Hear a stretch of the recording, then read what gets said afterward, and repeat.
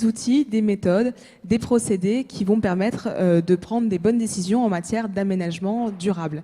Donc c'est bien ce qu'on va faire ce soir, c'est de pouvoir diffuser encore plus les outils qui ont été élaborés par les mines ParisTech en partenariat avec le bureau d'études de Zuba et qui sont aujourd'hui mis en place par Vinci Construction France. Et donc c'est Nathalie Méheux qui nous en parlera.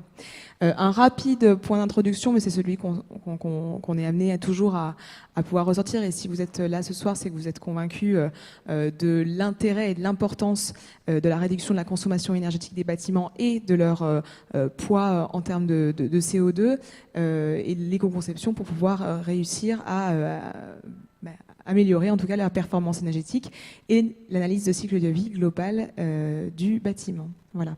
Je vais passer la parole à Christian Kay, du coup, qui est délégué développement durable de Vinci et en charge de la chaire depuis un certain temps.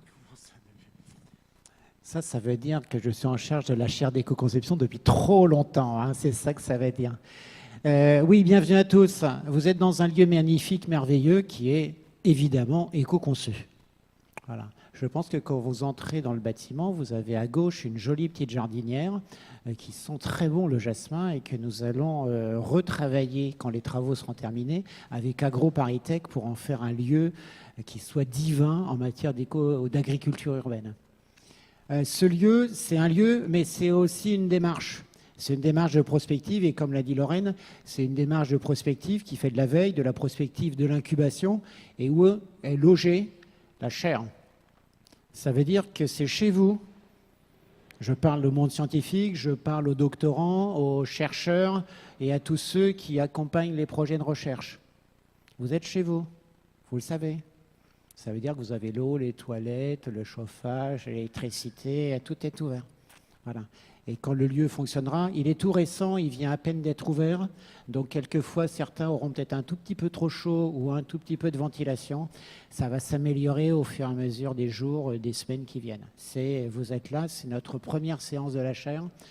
La chaire, Lorraine l'a dit, ça fait maintenant une dizaine d'années. C'est un outil de mécénat commun. Les ponts, les mines et agro, pour simplifier, on fait des outils, des méthodes et des référentiels. Ça s'appelle éco-conception des ensembles bâtis et des infrastructures. Si je le faisais de manière un peu plus marketing, c'est la super chaire sur les éco-quartiers. Mais on ne le dira jamais parce que c'est du mécénat scientifique et le monde scientifique préfère parler d'ensembles bâtis, d'infrastructures de mobilité, d'agriculture ou de nature en ville et ne veut pas se gargariser avec des mots que l'on a dans beaucoup d'opérations de greenwashing ou de marketing. Donc on n'est pas dans cette logique-là. Pour travailler sur ces questions-là, c'est trop important pour que le monde scientifique ne donne pas de l'information robuste, fiable et opposable. Et c'est pour ça qu'on finance ça. C'est pour donner des éléments d'information solides qui sont mis à disposition de tout le monde, y compris de nos compétiteurs. Voilà, donc c'est vraiment ça l'objet et on est ravis de ce mécénat qui se passe très bien depuis une bonne dizaine d'années. Là, on fait donc depuis une bonne dizaine d'années avec Maxime des sessions qu'on appelle les soirées de la chaire ou les conférences. Alors quelquefois c'est à 5 heures, quelquefois c'est à 6 heures. Là, comme c'est ce qu'on appelle le festival découverte un peu chez Léonard où il y a multiplication des événements, on a trouvé un créneau où ils nous ont laissé un créneau de 19 et plus, c'est affinité. Le sujet qui a été retenu, il est plutôt sympa, même si moi j'ai eu un petit peu de mal à m'y retrouver sur le E+, C-, E-, C+, etc. Ça faisait un peu formule magique. Ce que j'ai surtout retenu, c'est que pour une fois, le monde public a envie de faire un label et demande l'avis de tout le monde sur comment pourrait être un véritable label. Dans le monde des entreprises, on appelle ça le regard des parties prenantes. Eh bien, pour une fois, on nous demande notre avis et donc on s'est dit qu'on allait s'autoriser à le donner. Alors évidemment, quand on demande l'avis à quelqu'un, il va le donner et ce n'est pas nécessairement ce qui nous intéresse quand on pose la question. Donc là, on a demandé au monde scientifique de donner son avis sur ces questions de plus d'énergie avec moins de carbone. Et on a aussi demandé aux opérationnels du groupe de donner leur avis sur la réalité objective de ce que pourrait être un véritable label qui aurait un petit peu de sens et qui ne soit pas sorti du chapeau bienveillant de tous ceux qui nous regardent. Donc ça, c'est l'objectif de cette soirée. On est suffisamment nombreux pour avoir à la fois des échanges, donc considérez qu'il n'y a pas des gens qui sont à la tribune et qui sont les profs et que vous êtes des élèves et que vous n'avez pas le droit. Vous êtes tous intervenants et participants, avec un peu de règles évidemment, mais bon. Ça va Lorraine ? C'est parti. Donc on est très heureux d'accueillir Eduardo Serodio, donc qui est ingénieur d'études au bureau d'études Isuba Énergie. Merci. Et Bruno Peuportier, notre star internationale de l'école des mines, enseignant-chercheur et référent de la chaire. Alors, je vous laisse la manivelle.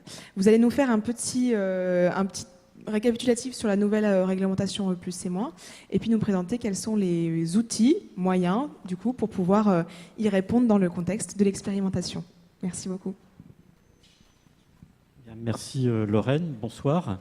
Donc effectivement, on va vous parler de bâtiments énergie positive et puis de l'actualité sur à la fois les labels et la future réglementation, donc avec E+C-. Alors, donc Lorraine nous a présenté, donc je ne vais pas continuer trop là-dessus. Vers des bâtiments à énergie positive. Donc l'idée, c'est des bâtiments qui exportent davantage d'énergie, en particulier d'électricité, vers le réseau, que ce qu'ils consomment pour leurs usages, chauffage, éclairage, ventilation, climatisation, etc. Alors, on va partir du contexte avec une grande importance des bâtiments existants, puisque la construction neuve ne représente qu'1% du parc existant chaque année. Donc il va falloir aussi travailler sur le plan de rénovation, mais aussi la future réglementation donc à l'horizon 2020, avec donc une expérimentation en cours qui va préfigurer cette nouvelle réglementation et des solutions logicielles qui vont accompagner cette réglementation et son application, et en particulier pour évaluer pas seulement l'énergie et le carbone, mais les impacts environnementaux. Et puis on terminera avec quelques échanges à l'international pour voir comment ça se passe dans les autres pays et comment on se situe. Alors, le contexte, donc, ce plan de rénovation énergétique des bâtiments, donc 2 ministères qui se sont associés pour promouvoir la rénovation énergétique, en faire une priorité nationale, lutter aussi contre la précarité énergétique, accélérer aussi cette rénovation dans le tertiaire et en particulier les bâtiments publics, et puis accompagner la montée en compétences des professionnels. Alors, cette rénovation, elle va induire des moyens techniques. Sans doute, la plupart d'entre vous les connaissent, je les rappelle quand même brièvement. Donc, on va faire appel, et c'est vrai aussi dans le neuf, bien entendu, on va faire appel à de l'isolation renforcée, à des vitrages et des protections solaires plus efficaces, de la ventilation avec éventuellement une récupération de chaleur, on parle de double flux, donc récupération sur l'air extrait, des équipements performants, que ce soit en chauffage, en climatisation ou pour l'eau chaude sanitaire. L'eau chaude, finalement, prend une part de plus en plus importante et parfois plus importante que le chauffage.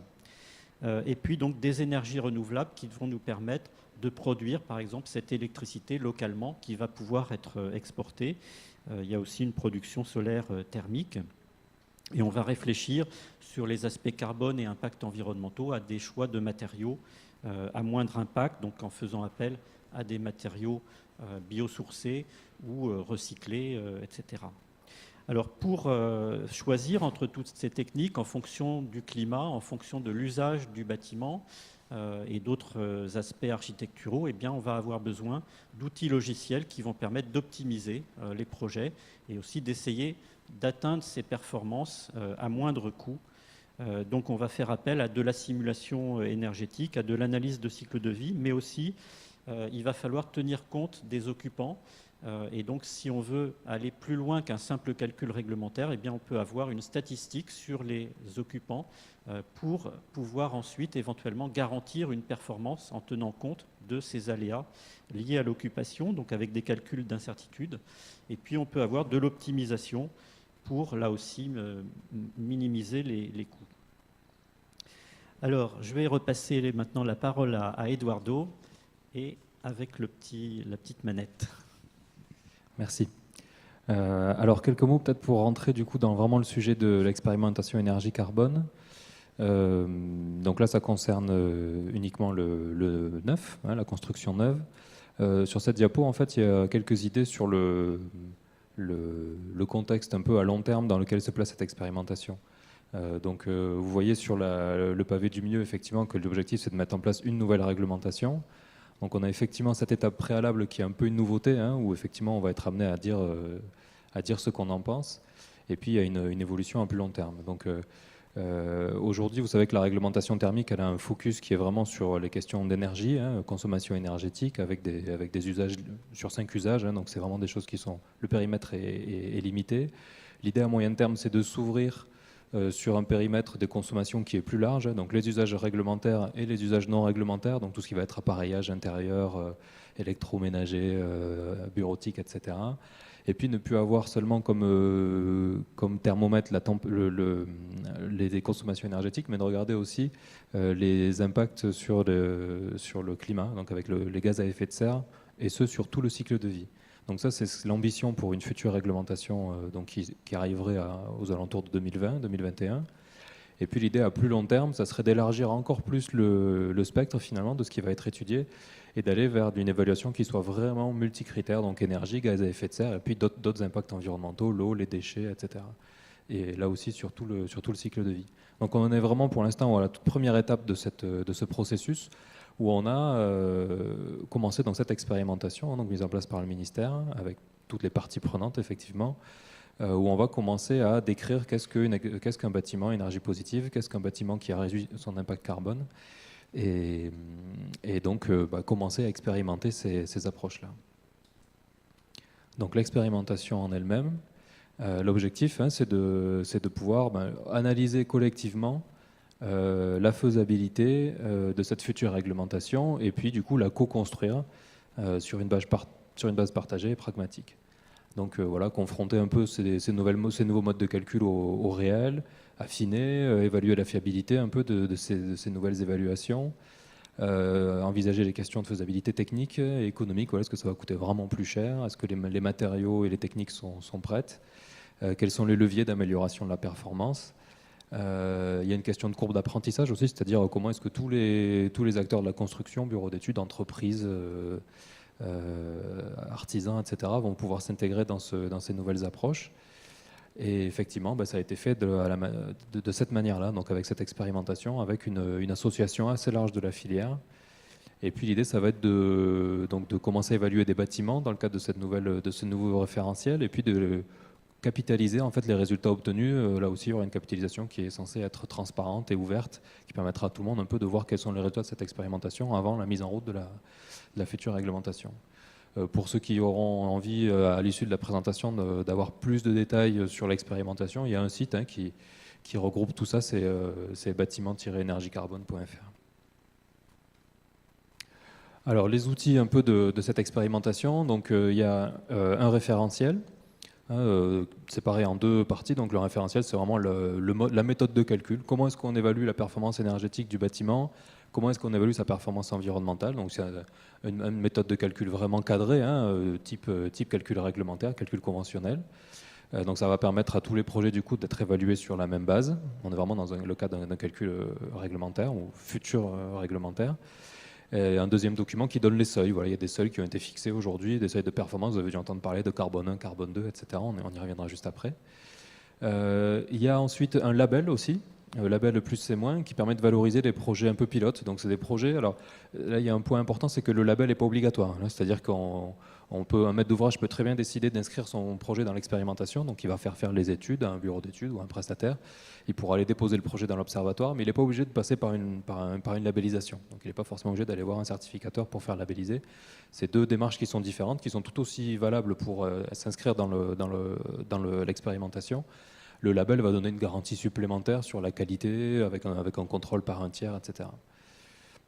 Et puis donc tous ces projets, démarche volontaire ou labellisation, sont effectivement capitalisés, déposés dans un observatoire qui va permettre donc de réunir du coup tous les bâtiments qui auront été testés et de servir de base de données ensuite au travail qui sera fait avant la mise en place de la future réglementation. Je crois que dans les diapos de Nathalie tout à l'heure, il y a quelques chiffres déjà de nombre d'opérations qui ont été déposées.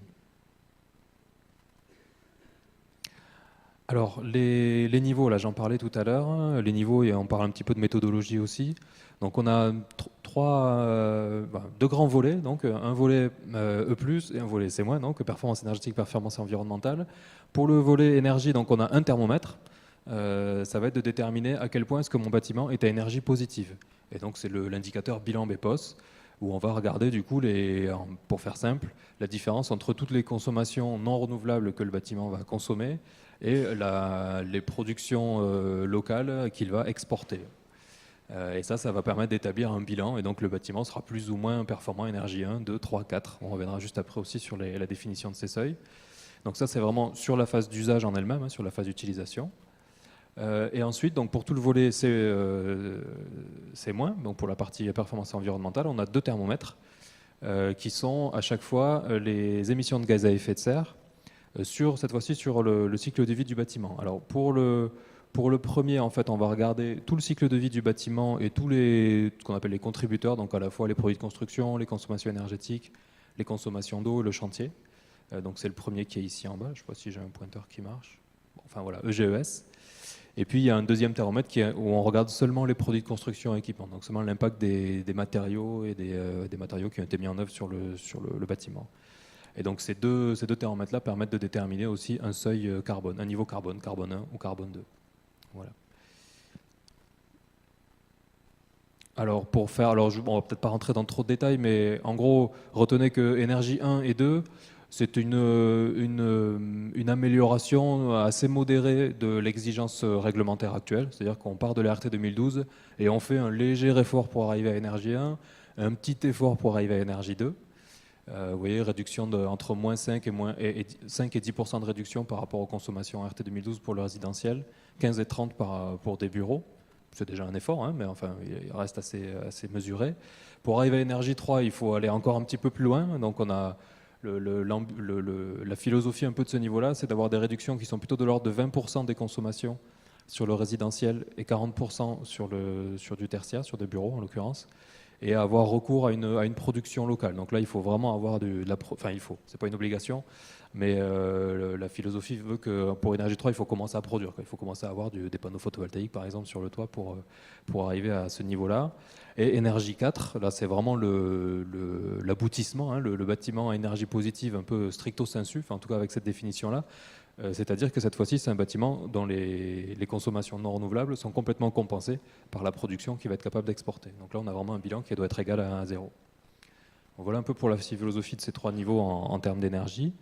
Et pour le carbone, donc il y a différents seuils qui ont été établis aussi sur les émissions de gaz à effet de serre. Donc comme je vous ai montré tout à l'heure avec les deux thermomètres, pour tous les contributeurs, tout le cycle de vie dans un premier temps, et puis en regardant que les produits de construction et équipement. La philosophie en gros de ces niveaux, c'est que l'idée c'était que carbone 1, c'était un niveau qui était accessible à tous, c'est-à-dire que n'importe quel projet, avec n'importe quelle typologie constructive, n'importe quel vecteur énergétique pourrait arriver à carbone 1. Pour arriver à carbone 2, il faudrait faire un petit peu d'effort. Donc soit partir sur un vecteur énergétique vertueux, sur du bois énergie ou sur un réseau de chaleur à faible contenu CO2 par exemple, ou avoir vraiment un effort sur les modes constructifs, sur les matériaux de construction qui vont être choisis. Voilà, dans la pratique, on se rend compte que carbone 1 est quand même vraiment difficile à atteindre. Et on arrive même à avoir des bâtiments qui ne sont même pas carbone 1. Voilà, mais là, il y a une question de réglage un peu des seuils qui devrait être affiné avec le retour d'expérience de l'observatoire aussi. Donc, comme je vous disais, cette démarche elle est volontaire pour l'instant. Ce n'est pas une réglementation qui est déjà en place. Le maître d'ouvrage y va s'il le souhaite. Mais bon, on a quand même prévu, enfin, le pouvoir public ont quand même prévu des petits aiguillons pour faire en sorte qu'il y ait quand même des maîtres d'ouvrage qui se lancent dans l'aventure, avec un certain nombre d'incitations, obligations. Donc il y a eu des appels à projets, notamment de l'USH, donc Union sociale de l'habitat, donc c'est les bailleurs sociaux, qui ont appel à projets qui ont permis de financer des logements sociaux qui s'inscrivaient du coup dans le cadre de cette expérimentation. Donc il y a eu déjà 3500 logements dans un premier appel à projet en 2017 et il y a un autre appel à projet en cours ou lancé ou très prochainement, pas encore, prochainement, merci. Donc vous verrez peut-être passer parfois dans les opérations sur lesquelles vous êtes amené à travailler des projets qui sont dans ce cadre-là. Donc là, du coup, l'intérêt pour le maître d'ouvrage, c'est d'avoir un financement du coup pour faire sa construction. Autre mécanisme, c'est le programme OBEC aussi. Donc ça, c'est un programme qui est financé par l'ADEME. OBEC pour Objectif Bâtiment Énergie Carbone, doté de 3 millions d'euros. Là, l'idée, c'est que dans chaque région, on a une animation un peu d'une communauté d'expérimentation où il y a un bureau d'études référent qui a été choisi par l'ADEME dans chaque région ou un groupement. Ces bureaux d'études référents vont faire des ACV, enfin faire des évaluations énergie carbone sur des bâtiments qui sont déjà livrés, qui sont déjà finis, donc 20 par région. Et il y a en plus 10 projets qui sont en cours de conception, qui sont financés, enfin les études en tout cas sont financées pour les inscrire aussi dans cette démarche-là et dans l'observatoire, dans l'expérimentation. Donc là, vous pourrez avoir peut-être dans les projets que vous suivez aussi des projets qui sont dans ce cadre-là, où il faudra faire toute la démarche, aller jusqu'au bout, parce qu'il y a un financement à la clé, au moins pour la partie études. Donc ça, c'est le programme OBEC. Il y a d'autres appels à projets régionaux. Alors j'ai cité un que je connais bien, la région Occitanie, qui s'appelle l'appel à projet NOWAT, qui fait référence aussi à un niveau énergie et carbone. Il y en a peut-être d'autres dans d'autres régions. Et puis, il y avait aussi la question des bâtiments publics. Alors, ils étaient censés être exemplaires aussi. Alors, il y avait une obligation d'exemplarité des bâtiments publics. Et puis, quand on regarde vraiment la rédaction de l'arrêté ou du décret, je ne sais plus, on voit une petite phrase à chaque fois que c'est possible. Donc, ça veut dire que tous les bâtiments publics ne sont pas forcément obligés de s'inscrire dans l'énergie carbone avec un niveau à atteindre. Mais voilà, ce sera peut-être la volonté de certains maîtres d'ouvrage publics aussi de se lancer et de commencer à tester également. Alors, voilà pour la partie expérimentation. Après, je pourrais tenir plusieurs heures, voire plusieurs jours, mais bon, on va essayer de faire... Voilà, pour d'autres questions, n'hésitez pas à un autre moment. Maintenant, on va parler plutôt des logiciels. Alors, du coup, sur les logiciels, je vais vous présenter l'ensemble, en fait, de manière assez succincte, mais j'aimerais bien vous montrer un petit peu l'ensemble de l'environnement logiciel qui a été développé chez Izuba Energy. Donc, c'est un logiciel qui s'appelle Pléiade. Il y a là-dedans beaucoup de choses qui sont issues de travaux de recherche qui ont été financés notamment dans le cadre de cette chaire, mais il y a aussi des choses qui sont faites directement chez Izuba. Enfin, voilà, c'est un savant mélange effectivement, de recherche, de pratiques terrain et de développement informatique pur Izuba. Et donc au fur et à mesure des années, on a réussi à avoir maintenant un ensemble logiciel assez complet sur toutes les questions de performance énergétique, environnementale et d'éco-conception en général. Donc voilà, ça s'appelle Pléiade.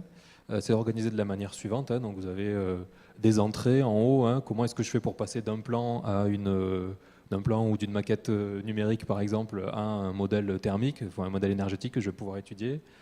Une fois que je suis rentré, je vais me retrouver avec un certain nombre d'outils de calcul disponibles. Alors le premier étage, l'étage du milieu, concerne purement l'énergétique. Donc on peut faire de la simulation thermodynamique, on peut faire du calcul réglementaire, on peut faire du dimensionnement. Il y a une petite pastille un peu particulière là qui s'appelle Amapola, où on va aborder les questions de statistiques, de garantie de performance énergétique. Bruno en a parlé un petit peu. Et puis le dernier étage en bas, c'est, comme je vous disais tout à l'heure, on élargit le champ de l'étude. Plutôt que de s'intéresser à l'énergie sur une année, on va regarder les impacts environnementaux en général sur toute la durée de vie du bâtiment. Alors on va faire quelques zooms un peu sur les différentes parties. Voilà, le premier zoom que j'ai fait, c'est sur la question de la maquette numérique. C'est un sujet aussi pareil où on pourrait tenir des heures et des journées. Sachez que c'est un sujet qui est en perpétuel mouvement et où les améliorations des outils sont sans fin. Il y a des choses qui marchent déjà, il y a des choses sur lesquelles on a encore beaucoup de travail. Mais sachez qu'aujourd'hui, dans cet environnement Pléiade, on est capable de récupérer, donc de faire un import d'une maquette numérique qui peut venir de Revit ou n'importe quel outil de CAO, à partir du moment où cet outil de CAO est capable de produire un format d'export bien spécifique. Alors GBXML ou IFC4, voilà, c'est très pointu, mais voilà. Donc on sait récupérer la géométrie, les caractéristiques thermiques si elles ont été saisies, les masques, on va analyser les ponts thermiques pour reconstituer donc ce modèle thermique complet. Et on est en train de travailler aussi à la possibilité de récupérer éventuellement des données environnementales. Donc si on a quelque part l'info sur l'impact environnemental de mon mur béton, de ma menuiserie, ce que vous voulez, comment est-ce qu'on arrive à faire pour faire transiter cette information jusqu'à l'étude d'ACV, qui est tout en bas dans le calcul, je vous rappelle. Ça, c'est un sujet sur lequel on travaille en ce moment même avec l'équipe de Nathalie Mehu, notamment. Donc voilà, ça c'est pour l'import de la maquette numérique. Après, il reste toujours la possibilité, si on n'a pas une maquette numérique, de modéliser les choses à la main, un peu à l'ancienne, mais enfin, c'est toujours possible. Un petit zoom aussi sur la partie, donc là je suis en haut à gauche, là, dans le modeleur graphique.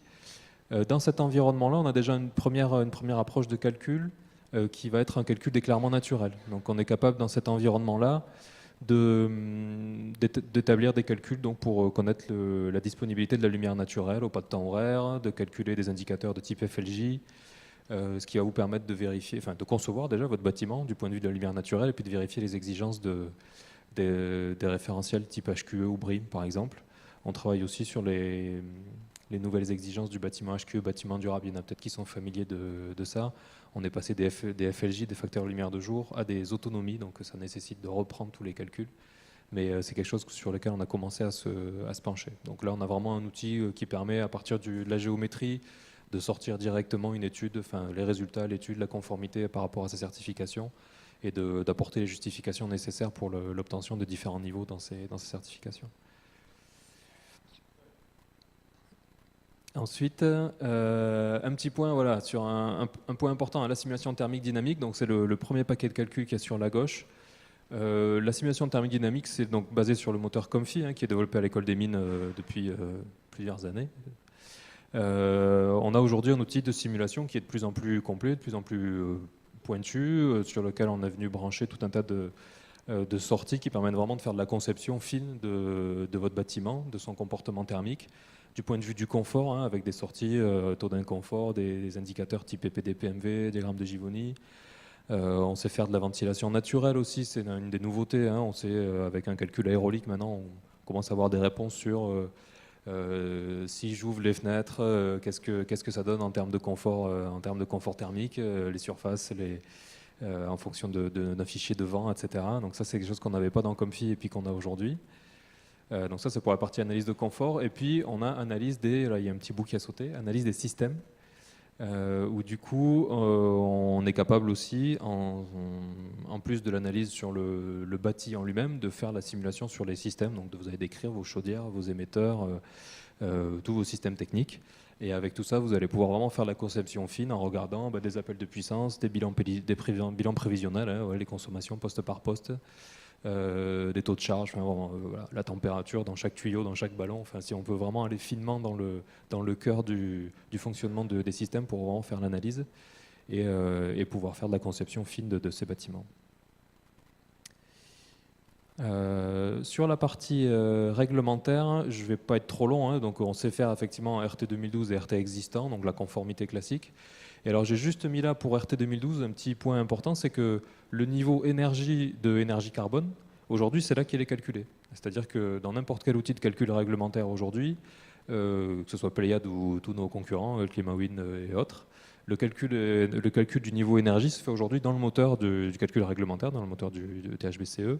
On obtient en sortie le niveau énergie. Donc là, par exemple, vous avez le résultat, la vue d'écran du résultat sur un bâtiment. Là, c'est nos bureaux à nous, le bâtiment Izuba. Il se trouve qu'on est énergie 4. Voilà, on est niveau 4. Alors, donc, vous avez aujourd'hui cette sortie-là qui est disponible dans tous les calculs réglementaires. Donc, cette première étape, en fait, elle demande, dans le E+, c'est moins. Le E+, finalement, il ne demande quasiment pas de travail en plus par rapport à ce qui se fait aujourd'hui en RT 2012. Il y a peut-être 3 champs de saisie supplémentaires à prévoir, mais le niveau énergie, il est très, très rapidement accessible. Voilà, donc je passe pour la partie réglementaire. Et alors, maintenant, petit zoom sur la petite pastille du milieu, là, sur Amapola. Bruno en a parlé un petit peu. Ça, c'est aussi un outil très innovant qui est issu aussi de beaucoup de travaux de recherche. qui ont porté donc sur la propagation des incertitudes, sur les modèles d'occupants, voilà, sur beaucoup de choses. Et il y a 2 applications. Enfin, l'application principale, la première en tout cas, c'est la garantie de performance énergétique. Donc que vous soyez sur un projet neuf ou sur une rénovation, si vous avez besoin de vous engager sur une performance, l'idée de l'outil Amapola, c'est de vous donner un peu des clés et des informations un peu fiables sur la qualité de l'engagement que vous allez prendre, sur le risque que vous allez prendre. Donc on introduit en fait dans le calcul toute la donnée, toute la composante statistique, et plutôt que d'obtenir un résultat unique, donc vous allez décrire votre bâtiment, les hypothèses, les isolants du mur, etc. On était habitué à obtenir un résultat fixe, quoi. Par exemple, voilà, ce bâtiment va consommer 3392 kWh de chauffage ou toutes les énergies. Aujourd'hui, on n'aura plus un résultat unique, on va avoir une distribution de résultats, une distribution statistique qui va être la conséquence d'un certain nombre d'incertitudes que vous allez paramétrer en entrée. C'est-à-dire que vous allez avoir des incertitudes sur tout un tas de choses, sur le comportement des occupants par exemple, sur la nature des isolants qui va effectivement être mise en œuvre, sur la qualité de l'étanchéité à l'air qui va être obtenue à la mise en œuvre. Enfin, voilà, il y a tout un tas de choses qu'on maîtrise mal en amont. Et en donnant l'incertitude sur la donnée d'entrée, justement, on arrive maintenant à obtenir du coup une incertitude sur le résultat, et puis de pouvoir dire à un moment donné, oui, c'est le sens de la petite barre verticale en pointillé là. Vous allez pouvoir dire, si je peux dire par exemple que je peux m'engager à 90% parce que mon bâtiment ne consomme pas plus qu'environ 100 kWh par mètre carré par exemple. Et cet engagement-là, cette quantité-là, vous pouvez l'appuyer de manière un peu forte sur ces calculs-là.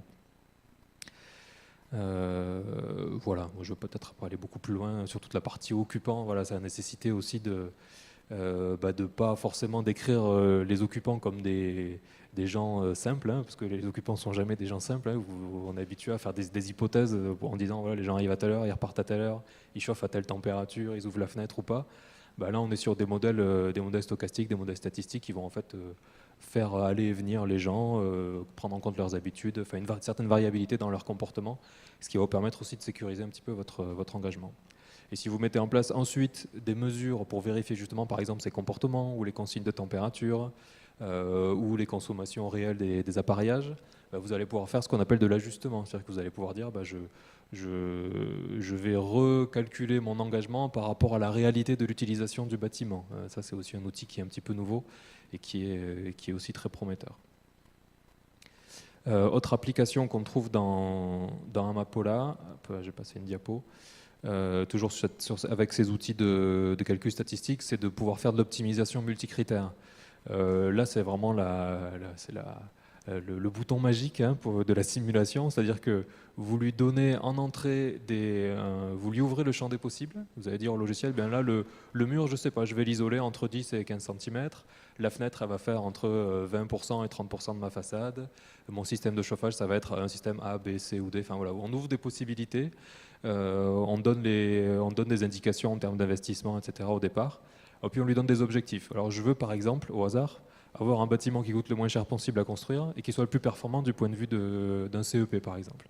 Là, il va vous faire il va faire tous les calculs nécessaires pour vous trouver les solutions optimales, sans bien sûr calculer les dizaines ou les centaines ou les milliers de combinaisons possibles, mais avec un algorithme qui permet de limiter le nombre de calculs réalisés. Et donc ça va vous permettre de chercher comme ça de manière un peu automatique, de manière beaucoup plus exhaustive aussi que ce qu'on est habitué à faire un petit peu à la main et par tâtonnement. Donc ça va vous permettre aussi de fiabiliser et d'appuyer un peu vos résultats d'études de manière plus forte sur une étude plus complète. Donc voilà, quelle est la meilleure solution pour mon bâtiment en termes d'investissement, de coût d'exploitation, de performance énergétique, de confort. On aimerait bien pouvoir mettre aussi là-dedans l'impact carbone, c'est-à-dire quel est le bon compromis E plus C moins, justement. Là, ce n'est pas encore tout à fait le cas pour carbone, mais on y pense aussi. Vous avez aujourd'hui des outils de ce type-là, d'optimisation automatique, qui sont redoutablement puissants. Et donc j'en viens donc à la dernière partie de cet environnement logiciel Pléiade, qui est donc Pléiade ACV, la partie analyse de cycle de vie. On avait en fait historiquement dans notre outil Pléiade ACV une ACV qui est basée sur une méthodologie ECAIR, elle aussi développée à l'école des mines. Et puis on a été amené du coup à ajouter en fait à cette méthodologie ECAIR la nouvelle méthodologie d'ACV qui est celle de l'expérimentation énergie-carbone. On est vraiment sur deux modes de calcul différents, deux bases de données environnementales aussi différentes. Hein, là où Eker se basait sur des données plutôt génériques avec une base qui s'appelle EcoEvent. L'expérimentation énergie carbone impose d'utiliser la base IGNES, hein, qui est la base des déclarations environnementales françaises, hein, les FDES et les PEP, qui a été complétée aussi par des données génériques. Enfin, là aussi, sur les données environnementales, on pourrait faire une journée entière. Donc on a la coexistence en fait dans notre outil d'ACV de ces deux méthodologies. Un outil Eker qui est plus libre, hein, vous allez avoir des choix de paramétrage un peu plus larges, plutôt un outil de conception. Et puis de nouveau, côté énergie carbone, quelque chose qui va être plus conventionnel, plus cadré, plutôt à vocation réglementaire ou de vérification en tout cas de l'atteinte d'un certain niveau. Voilà à quoi ressemble un résultat, hein, une fois qu'on a fait toute notre étude dans l'outil d'ACV. Donc on repart des résultats énergie, hein, qui sont rappelés en haut pour information. On va venir compléter toutes les informations nécessaires sur tous les matériaux qui ont été mis en œuvre dans le bâtiment. Donc à chaque matériau, on va venir mettre en face une donnée environnementale. On va décrire aussi des hypothèses pour les consommations d'eau, pour le chantier, etc. Et tout ça va nous permettre de calculer donc c'est les deux thermomètres dont je parlais tout à l'heure. Vous les avez en bas, la EGES, donc émissions de gaz à effet de serre, et émissions de gaz à effet de serre uniquement sur les produits de construction et équipement. Et donc c'est ça qui va permettre de déterminer le niveau carbone. Là, il se trouve qu'on arrive à carbone 2, sûrement parce que l'étude n'est pas très complète, mais voilà. Et donc on retrouve bien les trois thermomètres du début, hein, sur l'énergie qui est rappelé là, et puis les deux nouveaux résultats sur les impacts environnementaux.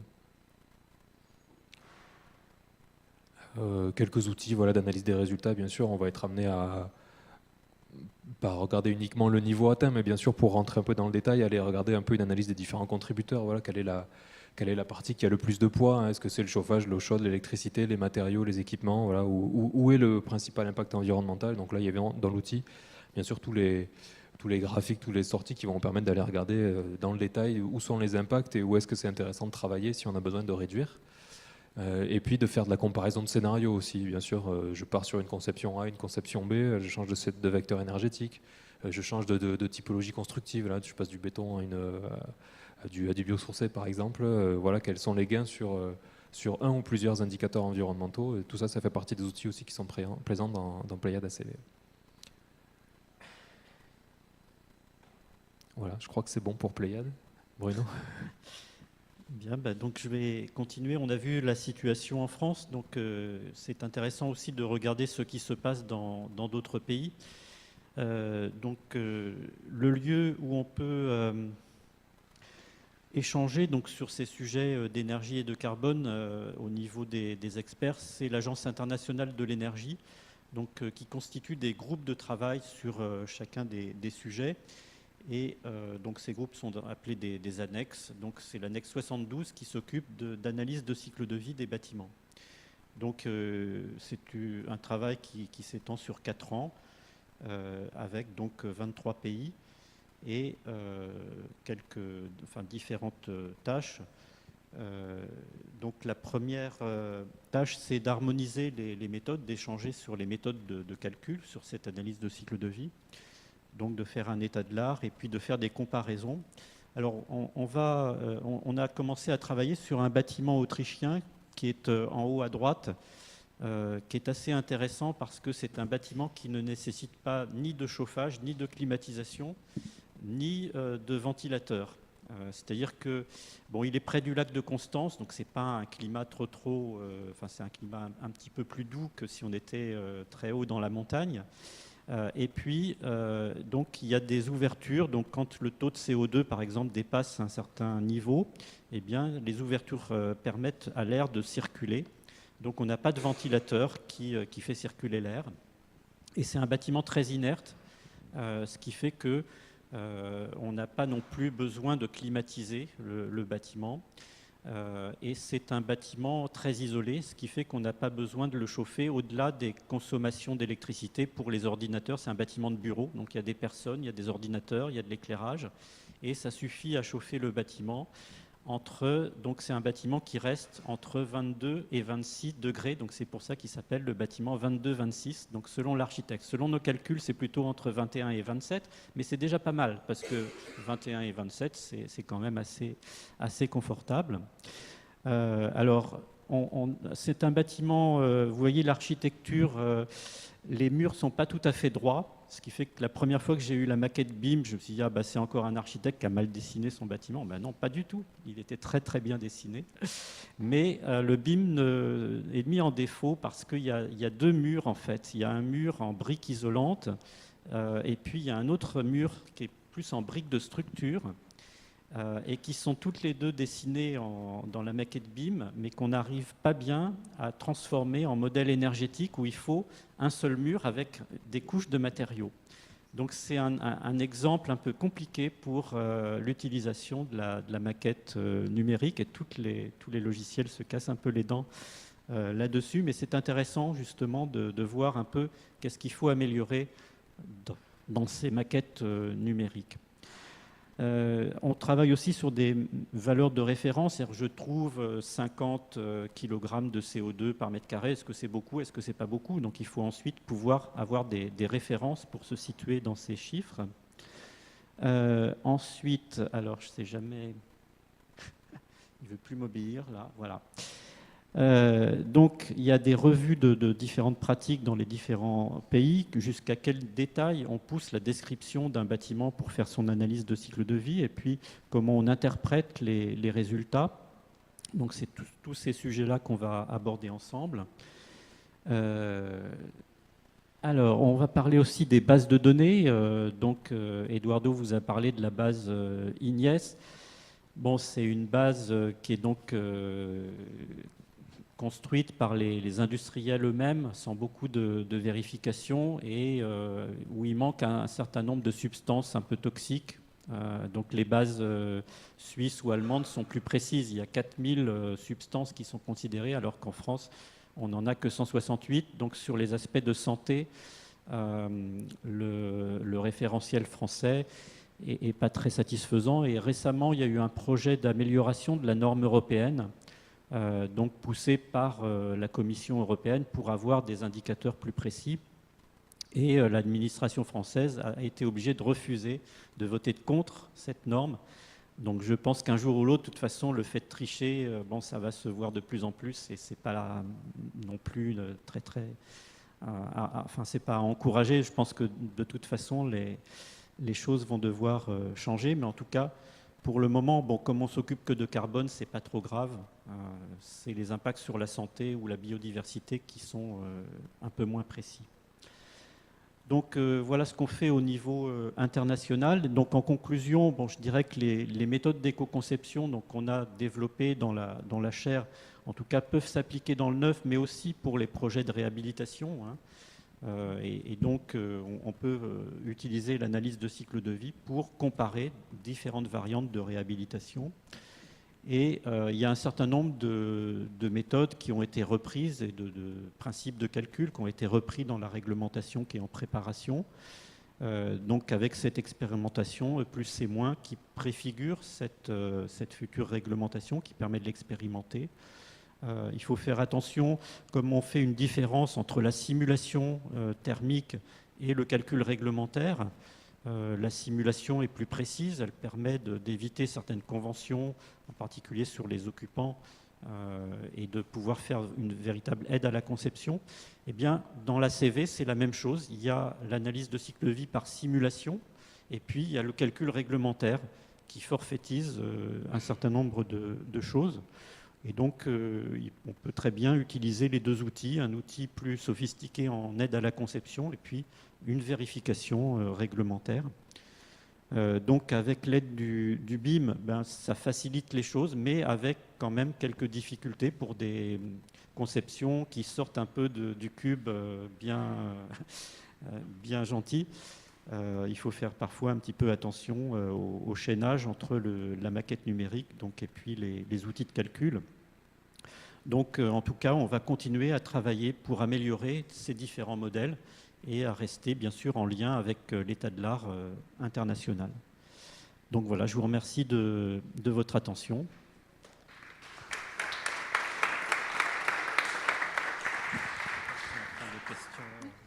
Est-ce qu'il y a des questions dans la salle avant qu'on enchaîne sur la présentation de Nathalie? c'est vrai que le sujet est assez dense. Moi, j'avais une petite question. Est-ce que la réglementation ouvre la porte pour des ACV de quartier? Est-ce que cette analyse-là, elle peut être faite à l'échelle du quartier ou de l'îlot, à tout le moins? Oui, alors absolument. Bon, ça fait longtemps dans la chaire qu'on travaille sur les ACV de quartier. Et donc la méthode réglementaire pourra aussi s'appliquer sur les quartiers. Il y a un projet d'expérimentation aussi qui va être lancé à l'échelle du quartier. Je ne sais pas si... Voilà, enfin j'ai appris ça il n'y a pas longtemps. C'est dans les tuyaux. D'autres questions? On va passer à la présentation du coup de Nathalie Méhu. Qu'on remercie parce que Nathalie, elle est là depuis hyper longtemps. Elle est arrivée depuis 8 heures ce matin. Tiens, Nathalie est chef de service alors attends, je retrouve. Hop là. Solutions durables chez Vinci Construction France. C'est important les mots. Service transition carbone et santé. Et toi, donc, tu fais le pendant opérationnel de la présentation à la fois réglementaire et scientifique qu'on vient d'avoir à l'instant, avec plusieurs projets sur lesquels vous avez testé l'expérimentation plus c'est moins. Donc on est très très preneur évidemment de votre tour terrain. Merci Lorraine. Alors l'idée du coup c'est de répondre aux institutions de la chaire, on va dire au monde scientifique, en regardant du coup, en utilisant ces outils, en utilisant l'expérimentation aujourd'hui. Je vais employer un mot qui fait peur, mais concrètement aujourd'hui dans des opérations, comment ça se passe et puis comment je fais avec tous ces seuils. Alors vous l'aurez compris, aujourd'hui, en l'état, la réglementation, elle calcule que de l'énergie.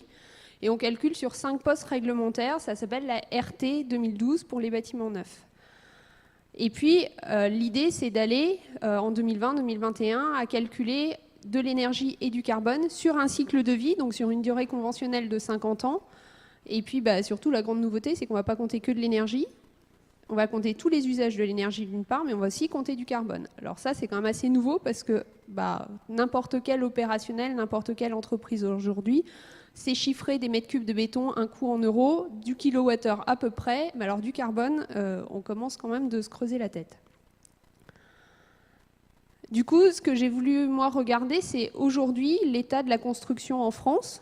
Alors chez Vinci, mais aussi chez les autres, parce que pour le coup, on est tous dans le même bateau. Par cet observatoire énergie-carbone, E+C-, aujourd'hui, on a défini 4 seuils en énergie, 2 en carbone, mais il y a 30% des projets qui ne seraient pas réglementaires si la réglementation démarrait demain. Donc des niveaux E0, C0, ça existe. Et pourtant, c'est des bâtiments aujourd'hui performants, neufs, RT 2012. Du coup, moi, j'aime bien parler de couple. Et l'idée, c'est de calculer effectivement de l'énergie, parce que on est habitué à concevoir des bâtiments avec une performance énergétique, qu'on va venir transformer en performance carbone, mais il va peut-être falloir qu'on fasse un aller-retour, et une fois qu'on aura le carbone, revenir à l'énergie, parce que peut-être que ça ne va pas marcher du premier coup. Comment on fait concrètement dans les projets? On prend toutes les données chiffrées d'un projet. Donc je vais parler des mètres cubes de béton, je vais parler des surfaces vitrées, je vais parler des mètres carrés de revêtement de sol, etc. Tout ce qui rentre dans le projet de bâtiment en termes de quantité. Puis après, c'est comme chez Amazon. Vous avez des quantités un prix unitaire, vous avez votre facture. Chez Amazon, là c'est pareil. Vous allez avoir vos quantités, vous les associez à des données environnementales qui sont finalement votre coût unitaire aujourd'hui de CO2 de votre produit. Et puis, vous venez regarder sur votre projet combien ça fait. Donc, du coup, pour ça, on utilise des outils aujourd'hui accrédités, dont l'outil Isuba Energy qui vous a été développé juste avant. Si c'était que ça serait simple. Mais ce n'est pas encore que ça, parce que vous avez plein de produits aujourd'hui sur des opérations qu'on vient fabriquer pour l'opération. Un béton, c'est jamais le même. Ça vous paraît peut-être juste, c'est du béton pour vous, mais au final, causer un opérationnel aujourd'hui, un béton, c'est le béton du chantier. C'est le béton pour ce plancher-là, c'est le béton pour ce mur-là, pour ce poteau-là. La composition même, la recette, si vous voulez, n'est pas la même à chaque fois.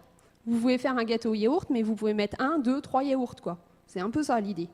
Du coup, vous avez aujourd'hui des configurateurs pour venir créer la donnée environnementale propre aux matériaux que vous avez créés pour votre projet. Du coup, ça va concerner effectivement le béton, tout ce qui est produit de préfa en béton, l'acier, le bois et bientôt pour tout ce qui est matériaux biosourcés. Du coup, ça fait tout un tas d'interfaces et d'outils aujourd'hui, d'environnement logiciel à appréhender et à venir regarder de plus près. Imaginez bien qu'on se passe dans la chaîne d'un projet et qu'au niveau de la chaîne d'un projet, il y a différents acteurs, hein. Vous allez avoir un constructeur, mais vous avez aussi un architecte, vous avez tout un tas de bureaux d'études, etc. Moi, je me suis intéressée à regarder, finalement, ok, mais moi, je m'appelle Vinci, je réponds à des projets, à des clients. Si je ne m'engage pas sur des niveaux E et C, ça ne vaut pas le coup que je fasse mon métier. Du coup, comment je fais aujourd'hui pour optimiser des projets? Sur quoi je vais avoir la main? Qu'est-ce qui va faire qu'on va gagner des points en E ou en C? Du coup, c'est assez arithmétique, hein. Vu que vous avez des quantités et des données environnementales, pour moi, il y a deux sensibilités. Il y a la première, c'est la conception du projet. Je vais venir jouer sur les quantités même de mon projet. Et une deuxième, ça va être la donnée environnementale. Et puis après, vu qu'on fait le produit des deux, c'est l'un ou l'autre.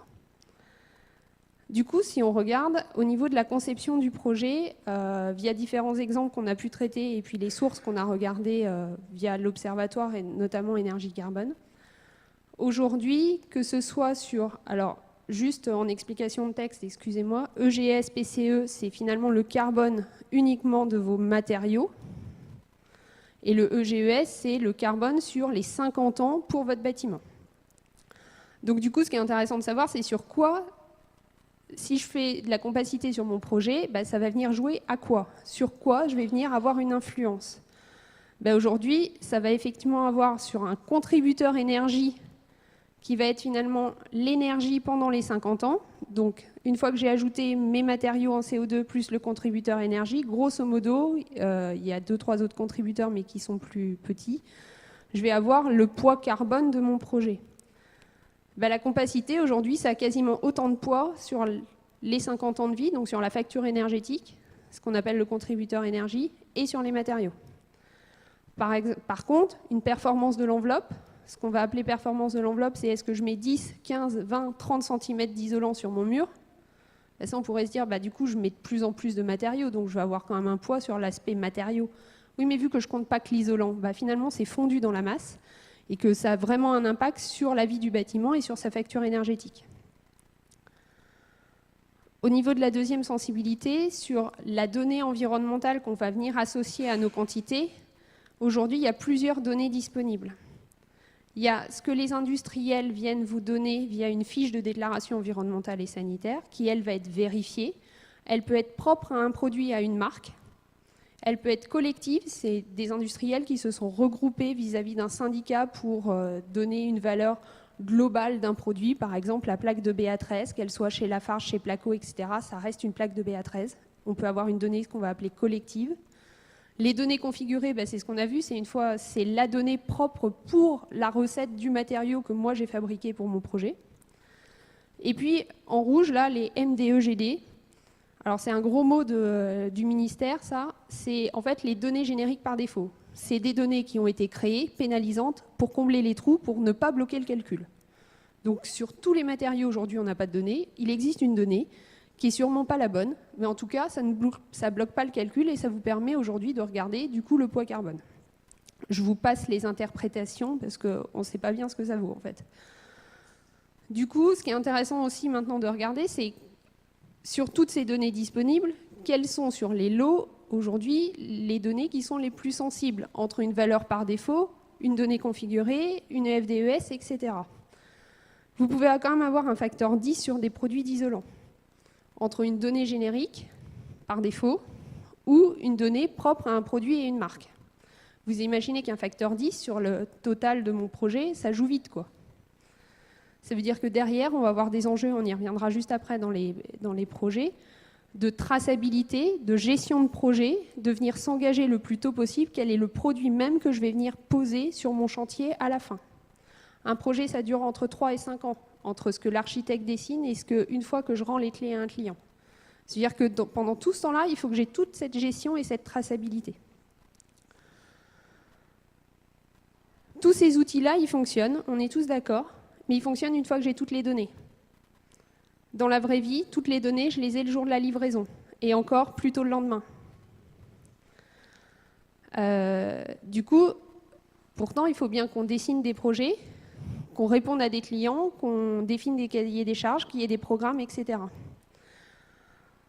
Du coup, je sais calculer à la fin, et c'est là où ça va être vérifié, et je vais venir vérifier un engagement, etc. Ça, on est d'accord. Mais il va bien falloir à un moment donné qu'un concepteur, un constructeur vienne s'engager à un moment donné sur un niveau à atteindre, en énergie, en carbone ou en autre.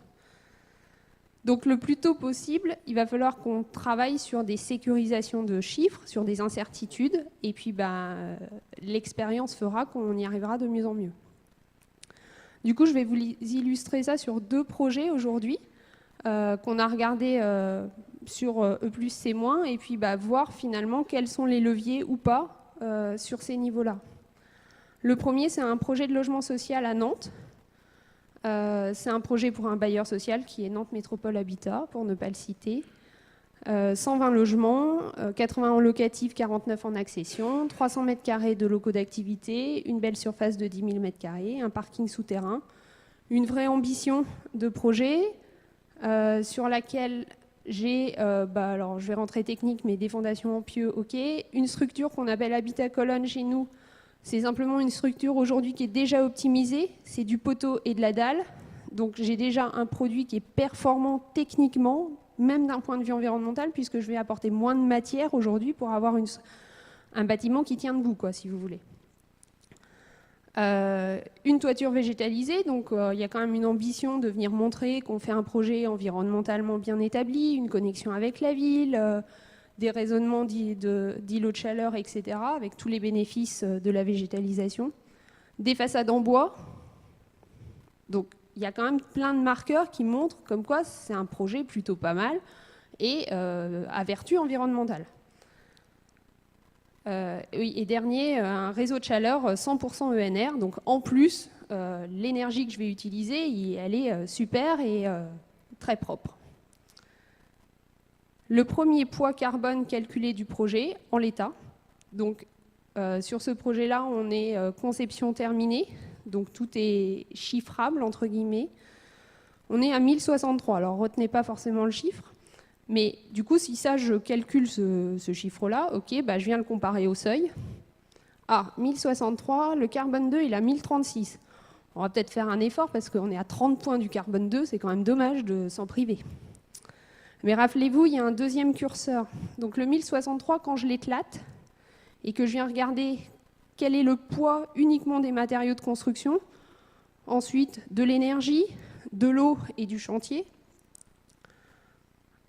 je suis à 858, que pour les matériaux de construction. Alors je regarde le deuxième curseur, qui finalement n'est pas un curseur, pour moi c'est un garde-fou.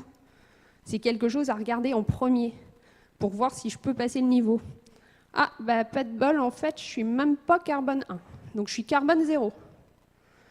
Pourtant, je suis un projet RT 2012, moins 20%, voire 30%, bien ancré, avec plein de valeurs ajoutées.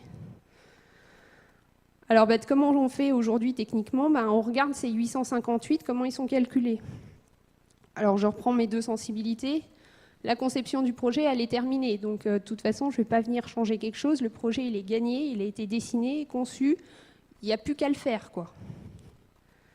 Donc, je vais avoir des actions quand même plutôt mineures sur le sujet. Du coup, je regarde la donnée environnementale associée. J'avais plus de 50%, c'était des valeurs par défaut qui étaient associées à toutes les quantités émises dans le projet. Rappelez-vous, c'est des valeurs par défaut, c'est des bouches-trous du ministère et donc c'est pénalisant. Alors, on prend nos petits crayons, nos petits calculs, et puis on vient sécuriser la donnée environnementale. Ça veut dire qu'on va refaire le travail de tout relister et de regarder quelle est la meilleure donnée environnementale à affecter pour chaque produit, en concertation bien sûr avec les études et les travaux. Et cette fois-ci, chouette, je passe le carbone 1. Mais ça veut dire que pour avoir le carbone 1 sur ce projet-là, là je suis en phase étude, il a fallu que je vienne mobiliser toutes les études à regarder vraiment quel est le produit qu'ils ont chiffré, donc à venir faire une recherche fournisseur en parallèle, et d'impliquer aussi les travaux pour maintenir ce même fournisseur jusqu'à la fin du projet. Quelque chose qui n'est pas forcément fait aujourd'hui en conception. Donc ça vient bien décaler en fait le sujet et de dire qu'il faut falloir que des équipes soient globales et que ça devient un engagement carbone sur le sujet, sur le projet. Alors si je veux encore gagner des points, alors je re-regarde ces 784 puisqu'on voit bien que c'est sur les matériaux qu'il faut qu'on regarde. Et puis je les décompose par lot. Alors du coup je vous ai mis tout en gris, tout ce qui est en gris dans le grand cercle, c'est les lots forfaitaires. Aujourd'hui, c'est les choses qu'on ne sait pas chiffrer en carbone sur les projets. Par exemple, un lot CVC. Un lot CVC, c'est tout ce qui est chauffage, ventilation, c'est toute la câblerie, etc. dans un projet. Personne aujourd'hui n'est capable de vous dire quel est le mètre linéaire de gain qu'il y a dans un projet. Ça, c'est des choses aujourd'hui techniques qui ne sont pas regardées forcément du point de vue quantité, mais qui sont bien chiffrées sur des mètres carrés, etc. On a des ratios, les entreprises savent faire plutôt ratios. Donc aujourd'hui, on a des forfaits pour calculer ces lots-là. Du coup, je m'attarde sur les lots qu'on connaît mieux, et puis je les simplifie et je regarde ma structure bois-béton, elle pèse presque la moitié en fait. Mes menuiseries, 10%. Mes revêtements de sol, 10% aussi. Alors, venons regarder comment on peut optimiser d'une part la structure et d'autre part ce que j'ai appelé produit en menuiserie et revêtement de sol. Alors, si on regarde déjà sur les produits, comment je vais venir optimiser du coup des produits?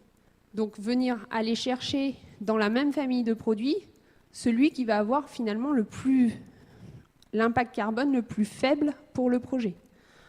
De nouveau, ça implique les études et les travaux, parce que derrière, il y a aussi un enjeu financier, parce que peut-être que le produit qui est mieux en carbone, il est peut-être plus cher.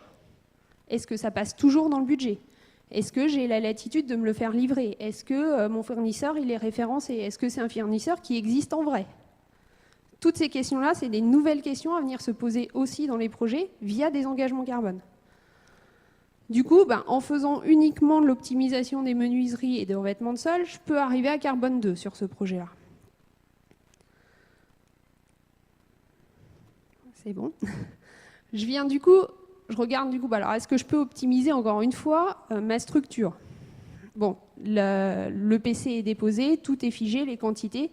Donc je vais venir optimiser la formulation, la recette de fabrication du béton que je peux utiliser. Est-ce que je peux le faire un peu plus vert, entre guillemets? Et ça reste quand même du béton, hein, on est bien d'accord. Ça sera quand même du béton coulé avec des granulats, etc. Simplement, on va venir doser le ciment, doser le sable, etc. pour qu'à résistance équivalente, j'ai une empreinte environnementale, un coût carbone plus faible. De nouveau, je peux obtenir carbone 2 en jouant uniquement sur la formulation de béton. Et la deuxième alerte, ça vient bien dire que là pour ça, et c'est ce qui va être fait sur ce projet-là, entre autres, on a impliqué les travaux très tôt, une fois qu'on avait gagné le projet en études, pour venir réoptimiser. Pourquoi? Parce que derrière, c'est une gestion de coulage de béton, d'approvisionnement de béton qui est différente. Ça veut dire que pour tel ouvrage, je vais avoir telle recette. Donc je vais avoir une toupie différente de béton, de venir vérifier que ce béton-là, il va bien à tel endroit. Ce n'est pas le même béton pour tous les ouvrages du bâtiment. Ça, c'est des choses aujourd'hui qui sont techniquement faisables, qu'on sait faire. Simplement, c'est une gestion à mettre en place qu'il faut que l'équipe travaux soit très consciente de ce sujet-là et puisse suivre cet engagement. Après, techniquement, il n'y a pas de difficulté et ils savent faire, ce n'est pas le sujet. Simplement, il faut bien les alerter sur ce sujet-là, comme quoi il y a un vrai engagement sur le niveau carbone des matériaux qu'ils utilisent. Et puis, si je couple les deux, finalement, le 1 plus 1, ça ne fait pas 2, en fait. J'ai un gain, ouais, mais je reste quand même carbone 2. Je ne peux pas aller au-delà et je n'ai pas non plus tant de marge que ça. Un deuxième projet qui est encore plus caractéristique pour le coup, c'est une école à Rosny-sous-Bois avec une forte ambition biosourcée. Alors on va se dire stop, c'est super, c'est tout biosourcé, etc. Si c'est bio, c'est bon en carbone, non. Normalement, c'est ça. On va voir que ce n'est pas tout à fait ça, justement. Une forte ambition d'une école à énergie positive. Donc, top, si elle produit de l'énergie, elle a un faible impact carbone, c'est super. Aujourd'hui, ces deux sujets-là, c'est comme le E+, et le C-, c'est très siloté. C'est que vous regardez le E et vous regardez le C. Dans les projets aujourd'hui, l'empreinte environnementale globale d'un projet, c'est géré par des intervenants qui vont s'appeler des AMO environnement, des bureaux d'études environnement. Et l'impact énergétique, ça va être géré par d'autres bureaux d'études, d'autres intervenants, et qui ne se causent pas forcément les uns avec les autres. D'où l'enjeu d'un architecte, d'un concepteur, d'une entreprise à faire le lien avec tous ces acteurs-là. Pourquoi? Parce que à l'énergie positive, chouette, je suis E4. J'ai le plus haut niveau en énergie. Ah ouais, bah alors du coup, pas de bol parce que je suis C0. Ça veut dire quoi ça? Ça veut dire que si je produis de l'énergie aujourd'hui, l'impact, le coût carbone de production de mes panneaux photovoltaïques est plus important et du coup me pénalise d'un point de vue carbone. Donc la question que j'ai envie de vous poser finalement, c'est est-ce qu'il faut faire des bâtiments à énergie positive ou des bâtiments performants d'un point de vue global? Je m'explique, si je dégrade le niveau et je viens plus faire de la production d'énergie, mais j'ai quand même un bâtiment super performant, hein. Mais oui, il ne produit pas de l'énergie. Ou il va en produire peut-être un peu moins. Pour le cas, là, dans l'exemple, j'ai carrément supprimé la production. Mais on pourrait la limiter. Eh bien, j'atteins un niveau carbone, aujourd'hui dit carbone 1. L'enjeu de tout ça, c'est de regarder finalement qu'est-ce qu'on va faire de tous ces sujets-là. Parce que là, on parle du neuf où on a la main dessus. Rappelez-vous que juste tous les ans, on construit 1% du parc. La construction neuve, c'est 1% du bâtiment. Tout le reste, c'est de la réhabilitation. Tout le reste, c'est du parc existant. Vous ne construisez pas votre maison tous les jours, tous les ans. Vous l'avez faite une fois. Et pour les projets, c'est pareil. En réhabilitation, du coup, cette dynamique de coût carbone, d'analyse de cycle de vie, de venir regarder autre chose que l'énergie, du coup, de prendre de la hauteur sur les projets et d'avoir d'autres arguments pour décider la faisabilité d'un projet et la performance réellement du projet. Elle a été enclenchée dès l'année dernière en France par l'Alliance HQE France GBC avec un appel à projet de façon à créer des datas, créer de la donnée sur des projets qui viennent éprouver ces méthodologies d'analyse de cycle de vie. Et ça sert à quoi ça? Ça sert à fournir des données au ministère. Il y a 4 ans, le même appel à projet a eu lieu et c'est avec ces données-là qu'a été créé le référentiel E+C- pour les bâtiments neufs. Donc la réhabilitation, ça c'est juste le signal que ça y est, c'est lancé. Le ministère a des données. L'année prochaine, dans 2 ans, dans 3 ans, dans 5 ans, je ne sais pas, il y aura la même démarche, la même approche pour la réhabilitation. Et d'autres l'ont déjà vu, puisque du coup, il y a plein de labels aujourd'hui qui sortent et qui commencent de compter du carbone, qui commencent à avoir d'autres approches, pas que énergétiques, et notamment carbone, sur la réhabilitation. Alors, je citerai bâtiment bas carbone ou bâtiment énergie pour environnement, par exemple, où aujourd'hui, le fait de réaliser une analyse de cycle de vie sur ces projets-là est valorisé dans ces labels-là. Et puis pourquoi? Parce que on vous a dit, les bailleurs sociaux, il y a eu des appels à projets, il y a eu des subventions, il y a eu des financements sur ces sujets-là. Donc aujourd'hui, toute une part de nos clients est sensibilisée à E+C-, est sensibilisée à je ne fais pas que de l'énergie, il faut que je regarde du carbone, j'ai une performance globale de mon ouvrage à obtenir. Eux, ils ne vont pas comprendre pourquoi on ne le fait pas pour la réhabilitation. Et pour le coup, dans l'équipe, nous, on a déjà eu une analyse de cycle de vie à faire pour un projet de réhabilitation pour un logement social. On ne l'avait jamais vu. Moi, ça fait 12 ans que je travaille le sujet dans le groupe. Je l'ai eu il y a 1 mois pour de la réa, contractuellement, dans un projet. Donc, il y a un vrai enjeu de venir anticiper quelque chose qui va arriver. Et puis, un vrai enjeu d'image, pour le coup. Qui va être le premier à faire un E+C- pour la réhabilitation, clairement. Du coup, aujourd'hui, différentes approches sont possibles dans les projets concrètement pour de la réhabilitation. C'est d'utiliser les outils. Les outils, ils fonctionnent. Mais ça reste des outils. Après, il faut interpréter les résultats. Il faut trouver le bon argument qui va bien.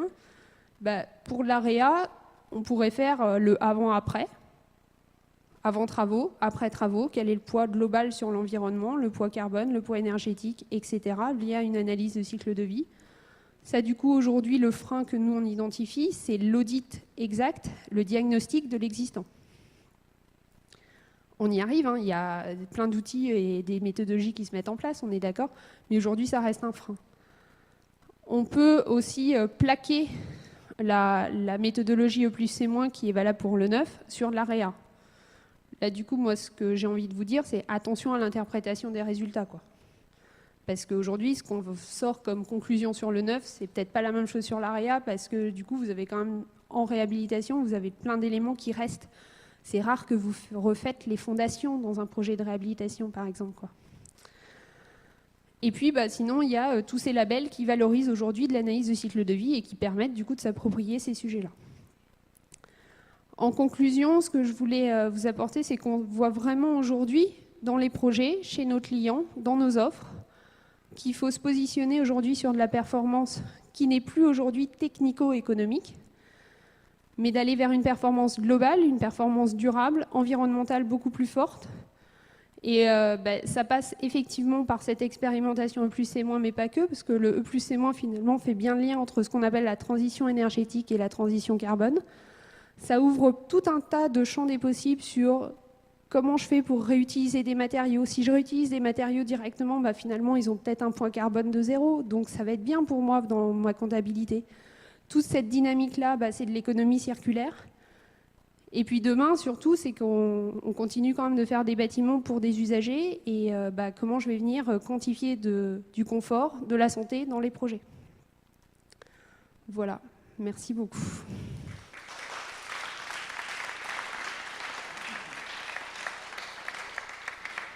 Merci beaucoup Nathalie. Alors je pense que c'est une présentation qui pose peut-être plusieurs questions.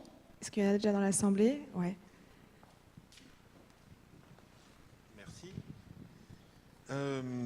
Bonjour, Jacques Noël, donc, pour la société Tomorrow. Ce genre de présentation, ça me fait penser qu'en fait, il ne faudrait pas aller vers un calcul énergie ou carbone. Il faudrait, Yaka, Faucon, calculer une empreinte écologique. Et ça, c'est effectivement, ça demande à considérer beaucoup d'éléments, une certaine complexité, une approche systémique, etc. Mais ça demande donc en fait une approche transversale. Est-ce qu'aujourd'hui on est capable, dans le domaine de la construction ou de la réhabilitation, on est capable d'avoir une approche transversale? Alors, je vais apporter un premier élément de réponse, puis après, je vais passer la parole à des amis de la chaire. Pour moi, c'est la première étape aujourd'hui de calculer de l'énergie et du carbone. On ne le faisait pas avant déjà. Donc, on est quand même en train déjà de prendre conscience que faire des bâtiments super performants, des bouteilles thermos, etc., ça a quand même causé quelques soucis de qualité de l'air intérieur, par exemple de moisissure. On est en train de se poser la question, finalement, est-ce que c'est la bonne approche? Est-ce qu'il faut bien mettre de plus en plus d'isolants pour finalement économiser pas grand-chose, de regarder plutôt d'un spray finalement coût carbone aujourd'hui, mais tous les outils qu'on utilise derrière, en backup, il y a d'autres indicateurs. Et pour moi, c'est ça en fait, cette approche multicritère d'analyse de cycle de vie via cette méthode-là, et de faire une empreinte écologique, pour moi, ça revient à faire finalement une analyse de cycle de vie sur plein d'indicateurs. Ça reste la question des seuils sur chaque indicateur. Quel est le seuil? Qu'est-ce qui est bien? Ou est-ce qu'au final, quelle est la meilleure empreinte? Est-ce que c'est une surface de diagramme à venir mesurer, etc. Donc, on ne fait pas tout ce qu'on veut. Ouais, je suis assez d'accord. Parole à un ami, Joker. Oui, bon, bien sûr que la connaissance ne sera jamais parfaite et donc il y a un certain nombre de sujets qui sont plus compliqués. J'ai noté la santé, je l'ai mentionné parce que il y a beaucoup de lobbies qui essayent de cacher la toxicité de certaines substances. C'est le cas aussi sur des aspects de transfert de masse, d'humidité par exemple. Il y a des débats sur, par exemple, est-ce qu'il faut isoler des murs en terre crue? Est-ce qu'on risque de les abîmer en réhabilitation? On Ça tombe des fois pèse sur des choses combien comme la ça. terre crue en carbone? Alors, la question est très intéressée. Il y a justement une thèse qui va s'ouvrir chez Anne Ventura de l'IFSTAR pour faire l'ACV de la terre crue. Donc pour le moment, c'est vrai qu'il y a beaucoup de situations différentes, si c'est de l'excavation et du réemploi de la terre, etc. Donc il y a toute une série de... Il n'y a pas qu'une seule terre crue, il y a ça cache beaucoup de matériaux. Enfin, c'est pour prendre un exemple, mais donc la connaissance n'est pas parfaite. Simplement, il faut éviter les grosses erreurs. Et là, je crois que dans cette expérimentation E+C-, la principale erreur que je vois, c'est le seuil sur les matériaux. Parce qu'on a montré une école à énergie positive en disant on ne passe pas le seuil sur les produits de construction, donc on va enlever les capteurs photovoltaïques. Et ça, c'est très dommage parce que, en fait, il faut raisonner vraiment en cycle de vie. Et ce seuil uniquement sur les produits, c'est catastrophique parce que ça implique de mettre moins de capteurs solaires, d'isolants, de triple vitrage, alors que peut-être sur la durée, c'est ça qui compte, il serait plus performant. Donc ça, c'est vraiment une grosse erreur. Et je crois qu'il y a un lobby derrière, très clairement, c'est le lobby des fournisseurs d'énergie, EDF évidemment en tête, qui a donc non seulement imposé ce seuil, mais en plus biaisé le calcul sur le photovoltaïque, puisque l'énergie exportée est beaucoup moins valorisée que l'énergie que l'on consomme. Donc, bon, il y a des limites, les lobbies sont très influents, et c'est pour ça que je conseille de faire aussi de l'aide à la conception avec des outils un peu plus rigoureux et de ne pas toujours s'en tenir aux aspects réglementaires, en espérant donc que ça va influencer la réglementation. Voilà.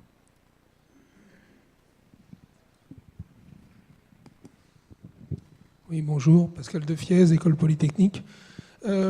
Dans les expériences que vous avez faites, les projets que vous avez montrés, est-ce que vous avez utilisé des maquettes numériques pour faire ces schémas, enfin ces affinages?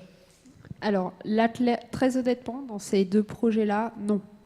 Je n'ai pas utilisé les maquettes numériques, j'ai utilisé ce qu'on appelle les DPGF. Alors c'est les quantités en fait de tous les projets, de tous les matériaux dans le projet.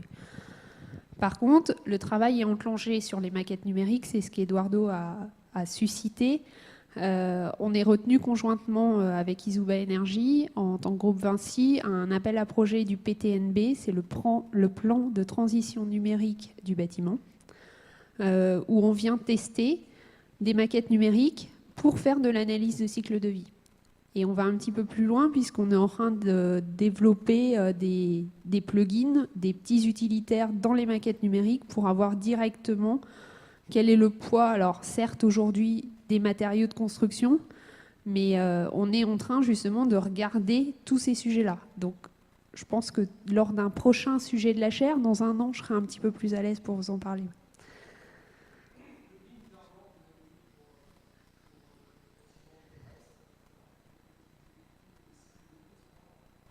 Aujourd'hui, on est dans les premiers projets BIM, même des premiers projets, ce qu'on appelle full BIM, ils font tout avec le BIM.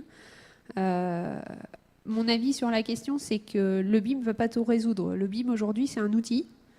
Il faut que toute la profession sache déjà mieux l'utiliser, qu'on arrive à faire des maquettes globales et pas des maquettes juste pour de la structure, juste pour par l'eau, quoi, entre guillemets. Il va falloir déjà cultiver en fait tous ces intervenants sur un projet. Mais oui, c'est clair, c'est que c'est un vrai foisonnement de data et que ça serait quand même dommage de s'en priver pour ne pas faire de l'analyse de cycle de vie. Donc clairement, oui, c'est des sujets qui sont en train d'être travaillés, mais sur lesquels je n'ai pas encore des résultats vraiment à vous montrer.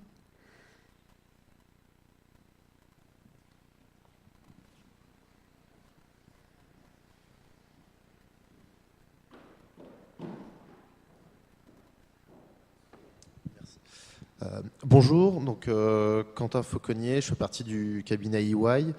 Moi j'ai une question, c'est plus sur l'atteinte des performances qu'on a atteint théoriquement lors de la conception. C'est est-ce qu'il est prévu 4 ou 5 ans après la livraison d'un bâtiment de faire un vrai audit très précis, de se dire mon bâtiment il était censé être E2, C2, et est-ce que 5 ans après, on y est vraiment? Je me pose cette question parce que, par exemple, pour la RT 2012, ou même dans le cadre de la stratégie nationale bas carbone, on se rend compte qu'on s'écarte des objectifs, et est-ce qu'au final, il n'y aurait pas un écart entre la conception théorique et l'usage véritable? Et est-ce qu'on risque pas encore d'avoir un delta entre un label qui est bien défini, mais une réalité après plusieurs années qui est vraiment autre?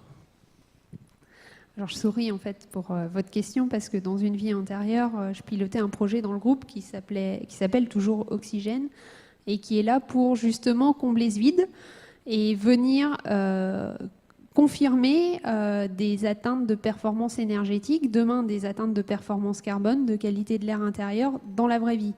C'est-à-dire de venir confronter ce qu'on a pensé en conception, réalisé en construction, et puis pour un accompagnement vers un client, de venir auditer de nouveau, venir accompagner le client sur ses usages et venir remodéliser et confronter finalement des résultats réels au bout de 2 ans, au bout de 10 ans, etc.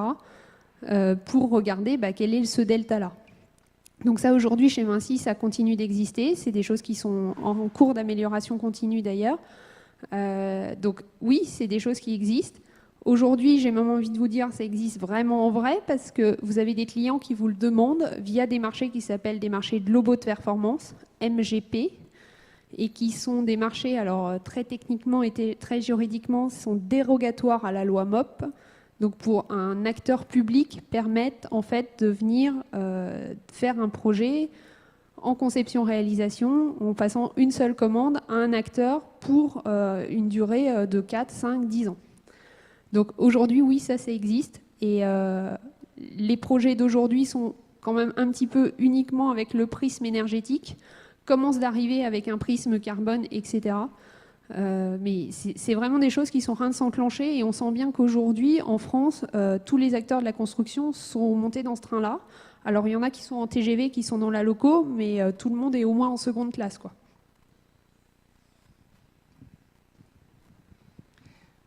Bonsoir. Merci pour la richesse de tous ces paradoxes. Et c'est vrai que pendant des années, on mesure des kilowattheures, c'est simple, on a une seule valeur. Là, vous en mettez d'un seul coup 2, ça devient très compliqué. Et puis Bruno nous rappelle qu'il y en a peut-être 12. Et donc, est-ce que ça ouvre un nouvel axe de travail, à la fois techniquement, sur c'est quoi la meilleure empreinte environnementale? Est-ce que c'est un truc pondéré de ces différentes choses?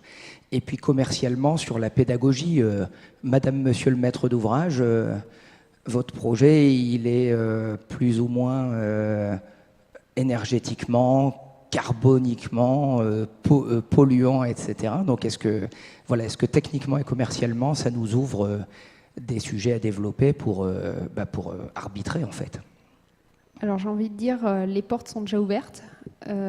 Clairement aujourd'hui, oui, c'est une valeur ajoutée qu'a une entreprise pour venir proposer quelque chose en plus, pour dire que justement on ne regarde pas uniquement avec un prisme uniquement énergétique, mais qu'on vient regarder une empreinte un peu plus globale de coût sur l'environnement via un indicateur carbone et de coupler les deux, trouver le meilleur équilibre en fait entre les deux. Mais c'est encore pire que ça, c'est qu'aujourd'hui on me demande de m'engager à un niveau. Allez, une fois que j'ai un beau dessin, une esquisse améliorée, un APS, un EPS+, sur un niveau énergétique et carbone à atteindre. Et il va falloir que je l'atteigne 3 ans après. Donc oui, et j'ai envie de vous dire, c'est pire que ça, c'est que en fait, aujourd'hui, ça devient une clé d'engagement. On parlait d'engagement énergétique sur des kilowattheures, on commence de parler d'engagement en carbone. Et là, le champ des possibles reste encore à combler.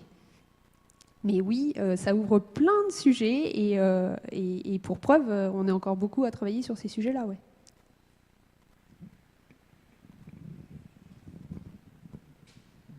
Bonjour, merci pour la présentation, c'était très intéressant. J'avais une question à vous poser sur l'impact financier, soit au niveau des études, soit sur le coût de la construction.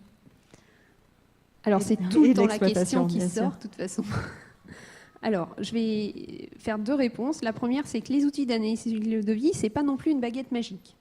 Ça permet de l'aide à la conception et de venir décider, de pouvoir décider en connaissant différents indicateurs. Dedans, il n'y a pas les euros. C'est voulu. Après, effectivement, du coup, quel est l'impact de tout ça ?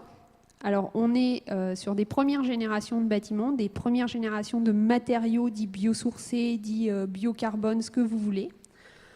Donc, aujourd'hui, des produits par exemple issus d'économie circulaire, on pourrait se dire ça coûte moins cher, c'est pas vrai. Parce que les filières sont en train de se structurer. Par contre, demain, ça sera peut-être le cas. Donc, économiquement, aujourd'hui, des projets bas carbone, oui, ça coûte un peu plus cher. Mais en exploitation, on y gagne. Ça reste à regarder et ça reste surtout si c'est la même personne qui paye l'investissement et l'exploitation. Tout dépend les budgets. Voilà. Enfin, dans la vraie vie, vous avez des fois des budgets totalement séparés et qu'il y a de l'argent à dépenser en investissement et pas en exploitation. Donc, c'est des choses à améliorer, mais toute cette interface est en train de se faire. Par contre, si je reprends ma casquette d'entreprise, aujourd'hui, ces études-là, oui, ça a un coût. Par contre, le coût reste quand même assez minime parce que toutes les datas existent. Le seul coût que ça a, c'est le coût de l'ingénieur étude de prix d'y penser suffisamment tôt et pas la veille du rendu, en fait. Parce que le couple énergie-carbone, un projet qui est super en énergie, peut-être qu'il ne passe pas en carbone. Et s'il faut que je m'engage sur le carbone 1, ça reste que c'est effectivement que le premier niveau du carbone, mais il n'est pas si facile à atteindre puisqu'on a vu 30% aujourd'hui des projets ne l'atteignent pas. Donc oui, c'est un coût, mais j'ai presque envie de vous dire, c'est plus un coût d'y penser et de le faire et que ça devienne un réflexe et de battre en fait les idées reçues, quoi. C'est pas parce que je mets du bois partout, c'est pas parce que je mets du biosourcé, c'est pas parce que j'ai du végétal que je vais avoir la meilleure solution. Un bâtiment performant sur sa globalité, c'est pas une juxtaposition et tous les éléments bio quelque chose qui marcheront bien, quoi. Ça reste bien un système et que ce système, il se calcule. Juste sur cette question du coup, je pense à une chose, c'est que quand on dépose un projet sur l'observatoire, on dépose des résultats, donc énergie et carbone, et on dépose aussi des données économiques. C'est-à-dire qu'on doit donner des prix de manière assez détaillée sur le coût global et puis le coût des différents lots constructifs, des équipements, etc. L'objectif, c'est qu'à la fin, donc quand il va y avoir une analyse un peu globale de tous ces projets qui ont été déposés, qu'on ait aussi ce retour d'expérience sur l'impact économique des choix qui amènent tel ou tel niveau de performance. D'autres questions ?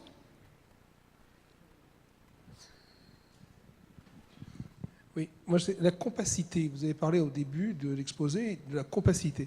Est-ce que vous pouvez développer un peu ce que vous entendez par compacité des projets ?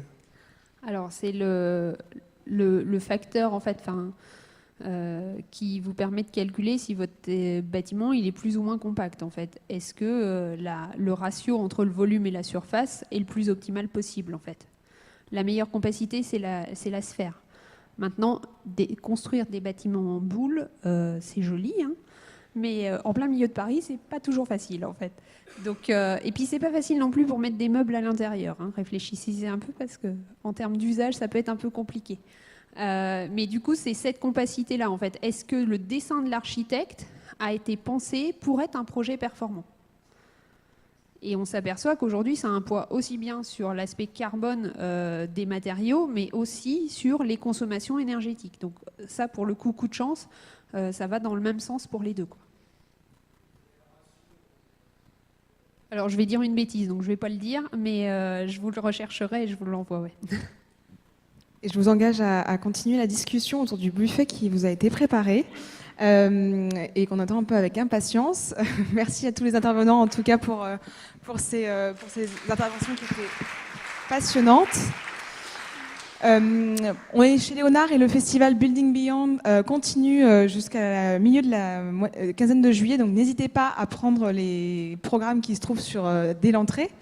Et je laisse la parole à Donia qui va nous présenter un petit peu le buffet qui vous attend. Et je vous invite à rester parce que vraiment c'est assez alléchant.